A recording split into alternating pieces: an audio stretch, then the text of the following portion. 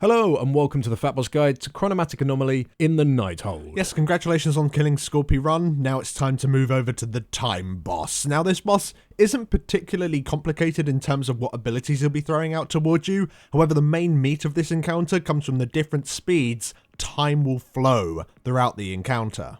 So during the fight, you'll be fighting him in 3 different speeds. Either normal speed, where everything acts the way you think it should, fast speed, where casting, movement, and attack speeds are increased, whilst periodic effects and cooldowns are sped up as well, and slow speed, where all of those things are reduced rather than increased. Now the flow of time doesn't just affect players, more importantly, it affects what the boss does.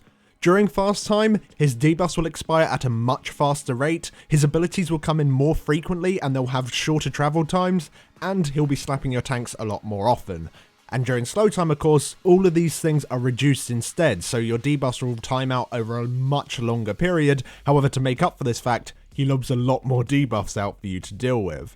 Do note that when you're switching between these different time speeds, say you have the whole raid coated in debuffs that are 40 seconds long while you're in slow time, if he suddenly goes into fast time, all of these debuffs will also change their durations to something like 12 seconds instead. So you always need to be keeping an eye on your debuff durations throughout the entire fight, because that is easily the number one thing that is going to catch you out and cause you to fail on this encounter. And because they're that important, let's talk about them first. Let's talk about all the debuffs. So there's 3 you need to worry about: 1 for your tanks, 1 for your healers, and 1 for your entire raid. Now tanks, you have to deal with chronometric particles, which sounds really complicated. It's not. It's a stacking debuff that just deals damage. It's just a dot. However, if it reaches 10 stacks, you'll explode, instantly die, and deal a huge amount of damage to your entire raid. So it's very important that both tanks keep an eye on these stacks and taunt where either theirs is dropped or before the other tank explodes on 10 stacks. So essentially you want to be taunting around the 8 to 9 mark. For your healers, you have time release. This debuff is applied to multiple members of your raid, and it's simply a healing absorption shield. However, when it expires, it will explode and deal very large damage to your raid. So you just need to top those players off before the debuff runs out. And a debuff for your raid to deal with is Time Bomb. When this debuff expires, it causes you to do a huge amount of damage to all players within the raid. However, the further away you are, the less damage those players take. So before this debuff expires, make sure you're far away from the raid. Now typically when both the time release and the time bomb are applied to your raid, they usually come in sets of 3. However, during the slow time, the boss can actually apply them to multiple players, and in some cases, the entire raid. And the boss does have a habit of swapping from slow time immediately to fast time. And of course, as we already explained, this will change the durations of all the debuffs, which means that everyone in the raid is going to have to react fast. In the case where time release is applied to the entire raid, it can be easily fixed by using an output cooldown, so Trank, Him, Revival, Healing Tide, all that sort of thing. And in the case with Time Bomb, you just need to make sure that you spread out expertly. You do not want to be near other players. A cooldown like Healing Tide, Trank, etc. would help here as well. Now whilst the boss is lobbing a bunch of debuffs out on loads of different targets, he'll also be throwing out a bunch of orbs that will land on the ground and deal damage to anyone hit by them. These, of course, will be travelling at different speeds depending on the flow of time, so just make sure that you're not in the swirly circle when the orbs land on you, otherwise you'll take a bunch of damage. The Nightwell in the middle of the room will also periodically send out 2 waves of orbs that will travel out and across to the back of the room. You will need to move in between the gaps provided in each wave to avoid the contact damage they'll deal to you, and of course these orbs will travel faster and slower depending on the speed of time as well. During the fast time, it can be very hard to avoid them. 9 times out of 10, if you can't find a way to get through them, just quickly pass through them so you don't take lots of different hits. And also you can use things like healing cooldowns during this point as well to help cover the raid damage. Now on top of all these spells that you'll need to be dancing around, the boss will summon an ad called a waning time particle. Now the ad will spawn a fair distance to either the left or the right hand side of the boss, but it will always spawn right next to the Nightwell, and you can see where it is about to spawn as a little white cloud appears before it, so you can move over towards it before it even spawns. Now this ad will just be casting 2 different abilities. One of them is Warp Nightwell. This will just deal a burst of damage to the raid, and each time it gets a cast off, it will do a higher and higher amount of damage to you.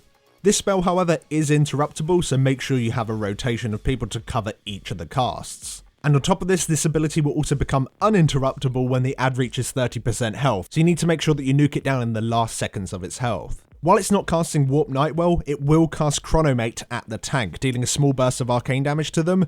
Just make sure that this isn't cast on a DPS instead. You need to make sure you actually have threat on this mob, otherwise it's going to be casting all over the place and the healers will be annoyed at you.